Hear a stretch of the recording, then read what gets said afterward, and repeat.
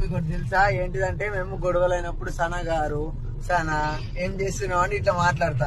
Sudden లో ఒక్కసారి నేను చాటింగ్ లో గానీ ఫోన్ లో గానీ సనా అన్నాను అనుకో, సనా అంటున్నా సుల్లిగా అంట. మీ చెల్లిని తీసుకొని వచ్చిన తర్వాత మాట్లాడదాం.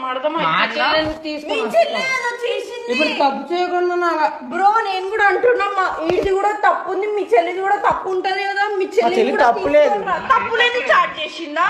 ఆడపిల్ల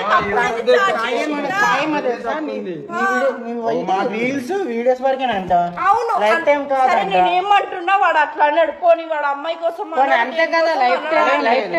లైఫ్ టైమే ఉంటాం మేము. ఇప్పుడు అడుగు మీ చెల్లిని పెళ్లి చేసుకుంటాడు. ఎక్కువ మాట్లాడక నా దగ్గర.